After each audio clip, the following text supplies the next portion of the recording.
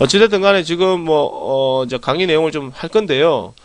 저번에 이제 우리가 2번까지 강의를 했으니까 3번, 2번에 이제 6번까지 강의를 했으니까, 오늘 이번에 이제 7번부터 좀 하도록 하겠습니다. 2번부터 좀 다시 한번 그냥 읽고 넘어가도록 하겠습니다. 이제 우리가 볼 때 테마성 종목의 특징에 대해서 강의를 해드릴 건데, 지금 이 강의 내용도 상당히 좀 알찬 강의 내용입니다. 몇 페이지까지 했냐면 13페이지까지 있어요. 12페이지까지 있습니다. 12페이지까지. 되게 많아요.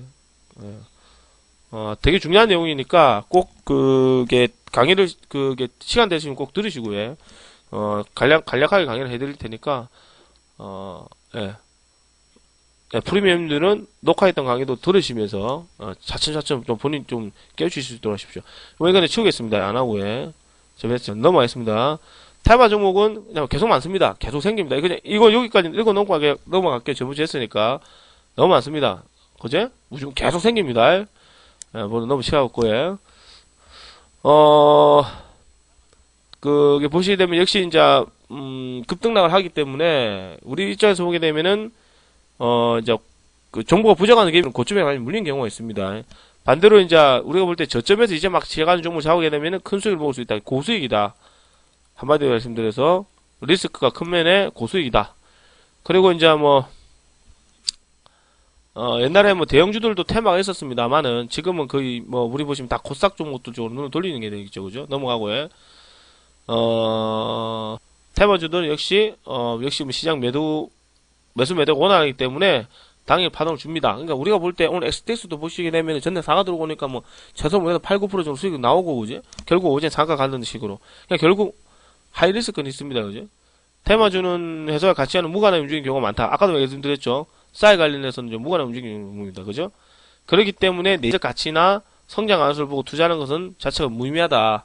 그러니까 예를 들어가지고 지금 제 시점에서 싸이가 만약 예를 들어 당장 주말에 월요일에 신곡 발표를 깜짝 했습니다. 나와가지고 해버리면 월요일에 바로 급등이에요. 그죠? 재료 바로 나오니까 그런 식이죠. 그죠?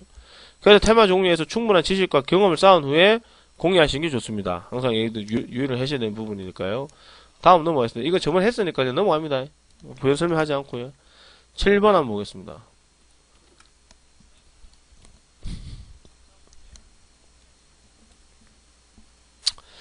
자, 7번도 보겠습니다. 테마주는 즉 시장에 제일 이슈화된 집단이기 때문에 무조건 주도주 됩니다. 말씀드리죠, 그죠? 테마주는 즉 시장에 제일 이슈화된 집단, 어떤 목적 의식을 같이 움직여주는 종목들, 그룹이라고 얘기를 합니다, 그죠? 그 그룹이 되기 때문에 시장의 주도주가 될 가능성이 상당히 높습니다. 그렇기 때문에 지금 현재 시장에 주도주가 없어요. 항상 얘기죠. 우리가 오늘 2010년 오늘 시장이 제일 좋았던 종목은 뭡니까? 어떤 사건이나 어떤 예를 들어서 모멘텀, 그죠? 큰 이슈되는 부분. 어떤 용기를 같이 부여를 해서 같이 움직일 수 있는 관련 종목들, 그룹들, 이런 것들이 지금 우리가 봤었을 때, 이거 아니면 저거, 이런 식으로 움직이는 만한 종목들, 같은 목표와 목적의식을 가지고 움직이는 그룹 관련 종목들, 그런 종목들이 지금 시장의 모멘텀이나 사건을 통해서 들어왔었을 때, 그게 얼마만큼 강하게 들어오느냐에 따라서 우리는 시장의 주도주가 되고 비주도주가 된다고 얘기를 해주죠. 시장 흐름에서 보게 되면은 이 지금 시장의 강력한 모멘텀이나 이끌어갈 만한 9시 헤드라인 뉴스에 나올 만한 뉴스는 전혀 없습니다. 그죠? 그래서 지금 확실하게 주도주가 없으니까 어떻게 됩니까? 전부 다 개별 종목이라. 아까도 얘기했지만 XTS는 당장 내일 결폐하는 날이니까 그렇게 봐야 되겠고, 그지? 그렇기 때문에 우리가 보면 항상 테마주 종목들은 시장의 주도주 될 가능성이 되게 높습니다. 꼭 기억을 하십시오. 테마성 종목이 주도주를 가지고 높기 때문에 우리가 항상 말씀드리지만 2000몇 년 전에 뭐가 움직였습니까? 저게 움직였습니다. 요게 움직였습니다. 잡아가는 시점이 이게 바로 시장의 주도주고 이게 시장 흐름입니다. 시장 흘러가는 흐름에 있어서 상당히 도움이 되겠죠. 아시겠습니까? 시장 주도주만 계속 놓고 보신다 하더라도 돈이 이쪽으로 빠져서 이쪽으로 갑니다. 이쪽 빠져서 이쪽 오장 이쪽으로 갑니다. 이게 시장 흘러가는 흐름이거든요. 그게 지금 시장의 뼈대고에. 그리고 난 뒤부터 이제 개별적인 종목은 이제 우리가 소위 말하는 그냥 맛배기 정도로 이제 들어가셨다고 단타 묶고 나오시면 됩니다. 며칠 전에 들어왔던 하치라든가, 그죠? 이런 것들 다 개별적인 종목이잖아요. 지 혼자만 움직이는 개별적인 종목들. 맞잖아요, 그죠? 물론 이제 수직 증축 관련해서 리모델링 관련 수급이 좀 들어왔습니다만 지 혼자만 급등하잖아.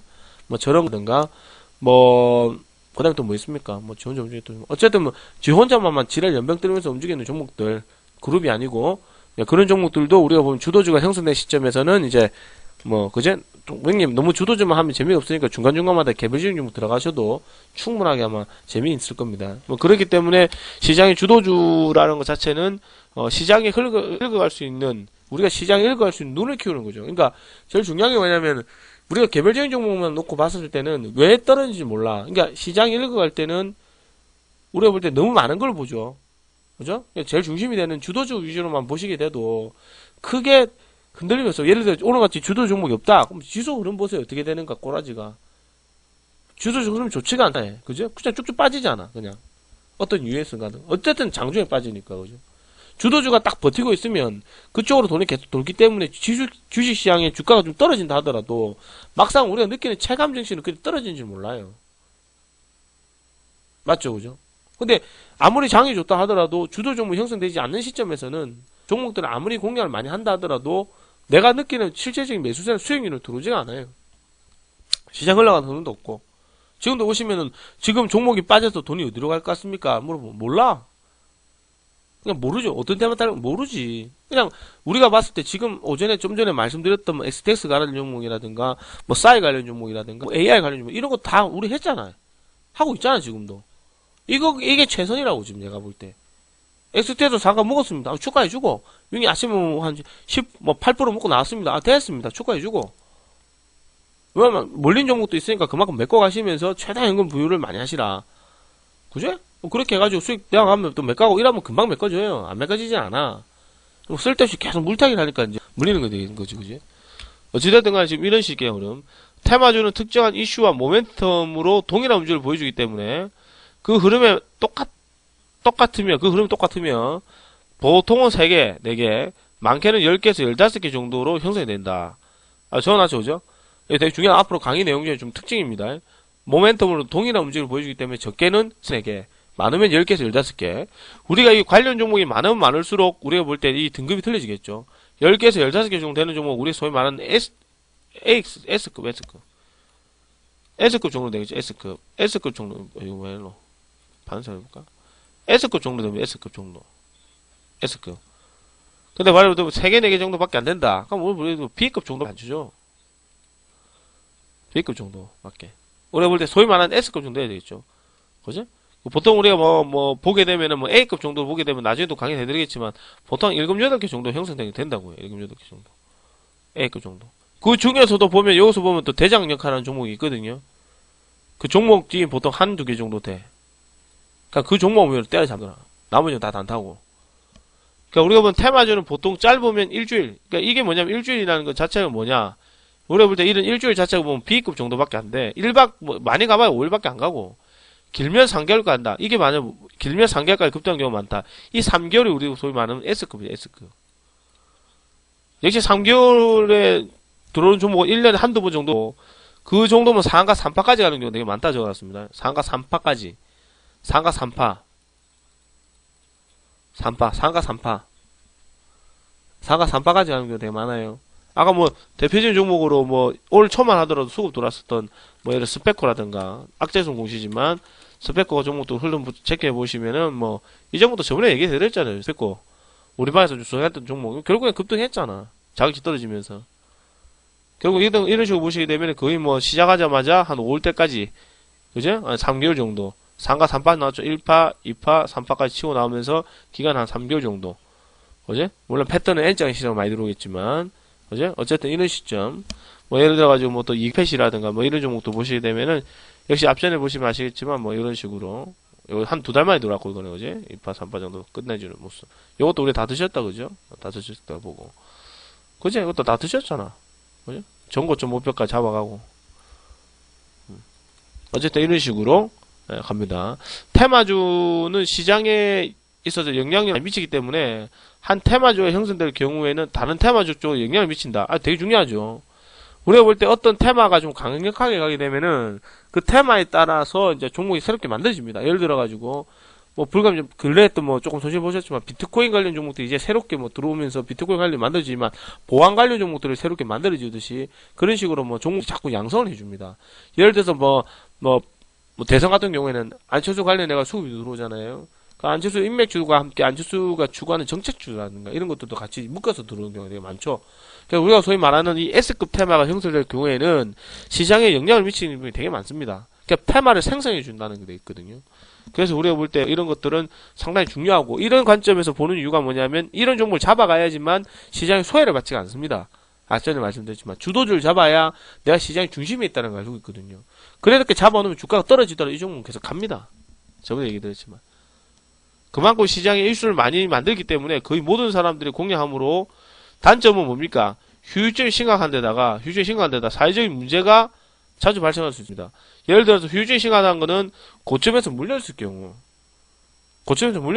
이제 이게 주식 접어야 되는 부분이 있죠, 그죠? 이런 부분이 좀 문제가 불거지게 되면 사회적인 문제가 자주 발생할 수 있습니다. 예를 들어 지금 같은 벽상건설 같은 거, 고점에서 물린 사람들은 휴유증이 심각합니다. 주식 접어야 되겠죠. 18,000원대 뭐 이렇게 들어간 사람들은 물려야 되겠죠, 그죠? 이게 만약 예를 들어 M&A가 무산되면 이건 또 점합니다, 그죠? 그럼 예를 들면 사회적인 문제가 자주 발생합니다. 동양 사태도 그렇고요. 동양 사태는 우리가 하는 게 아니고 주가가 들어오기 전에 벌써 뭐 채권이라든가 이런 뭐 시비라든가, 그지?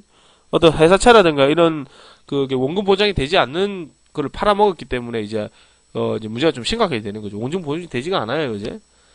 그래서 금강원에서도 이제 이제 신중하게 감시 감독을 함으로 금강원의 공시에 대해서 항상 귀를 기울여야 됩니다. 금강에서 주가 조작 검사 들어간 다음에는 제일 무섭죠, 그죠? 근데 이 금강원 새끼들도 하나 보면 다 기관평이고, 그지? 아까도 얘기해드렸지만, 아까 말씀드린 언론 뉴스나 그런 거나 좀 잡아가지고 조작 생각 안 하고, 보통 테마선 시장은 1년 중에 지난해 6월에서 9월, 10월, 보통 10월부터 6월에 8월, 10월에서 후년 9전까지 집중적으로 많이 형성됐는데, 지금 이 자료도 지금 보시면은 작년에 만들었던 거거든요. 작년에 만들었습니다. 작년에 만들었는데 지금 올해는 어때요? 뭐 6월에서 8월달에 한번 테마 탔거든요, 올해. 그죠? 근데 10월에서 후년 정도 지금이네 테마가 없습니다. 그만큼 시장이 씨가 말랐다는 얘기도 있겠지만 주도 종목 많이 형성되지 않았던 부분도 있다는 얘기죠. 자, 그리고 테마성 종목들은 한번 형성된 후에 다음에도 또다시 형성될 경우가 많기 때문에 100% 새로운 종목일 때는 문어발식으로 사업 다각화가 되어 있는 종목들이 여기까지 묶을 수가 있습니다. 그래서 그 종목이 테마가 같이 엮여 있는 경우가 많이 발생합니다. 무슨 말인가 하니, 테마선 종목들 중에 한번 형성되게 되면은 다음에도 또다시 이제 형성되는 경우가 많습니다. 예를 들어가지고 우리가 잘 아는 안철수 테마다. 안철수 테마가 형성되지만 다음에도 뉴스 터지면 또 안철수 테마가 또 같이 형성되는 그런 부분이 있겠죠. 그런가 동시에 예를 들어가지고 안철수 관련 종목들 중에서 매커스가 상가를 가버렸다. 그럼 느닷없이 예를 들어가지고 비트코인 같이 가면 이런 식으로 중간에 끼어있는, 중간에 보면 우리가 볼 때 이 종목은 이쪽 테마가 되고 저쪽 테마가 되는. 그래서 이제 이쪽 테마가 너무 급등해서 가버렸는데 이 종목 또한 예를 들어 비트코인 관련 종목이니까 갑자기 느닷없이 비트코인 관련 종목이 들어오는 거라. 이유가 없어. 그런 게 된 거죠. 예를 들어가지고 예를 들어 뭐 있겠노? 예를 들어가지고 며칠 전에 우주항공도 저번에 그랬고, 그지? 퍼스텍 같은 경우도, 그지? 퍼스텍 같은 경우 우주항공으로 갖다 붙었다가 갑자기 방산주 뉴스 터져가 방산주라든가 이쪽으로 갖다 붙여가 방산주 뉴스 터져가 올라가고 있는데 느닷없는 우주항공 관련 종목들도 같이 가는. 왜 올라가는지 몰라. 그냥 퍼스텍 시세를 봤기 때문에 가는데 퍼스텍이라는 종목이 다른 요소 가지고 가거든요. 그러니까 원래 그 테마가 보면 이 종목은 뚜렷하게 그 관련 종목들이 중에서도 이제 이 퍼스텍이라는 종목이라든가 우리가 볼 때 세력성 종목들 여러 테마에 이제 사업 다각화를 통해서 여러 업종을 낑겨 맞춰서 하는 거 있잖아요. 사투리 말씀드리면 문어발식으로 이렇게 여러 가지 테마 가지고 속해 있는 그런 종목들이 갑자기 어떤 뉴스로 강력한 뉴스로 상가를 가버리게 될 경우 느닷없는 다른 테마까지도 끌고 갈 수 있다, 이런 얘기예요. 그래서 우리가 100% 새로운 종목일 때는 문어발식으로 사업 다각화 되어 있는 종목은 여러 가지 테마를 가지고 끌고 갈 수도 있습니다. 그죠? 그런 식으로 갈 수도 있다는 거 기억을 좀 해놓으시고 네. 보시기 바라고요. 끝났죠, 이제? 이제 요정 끝났습니다. 한 20분 강의했나요? 20분 강의했네.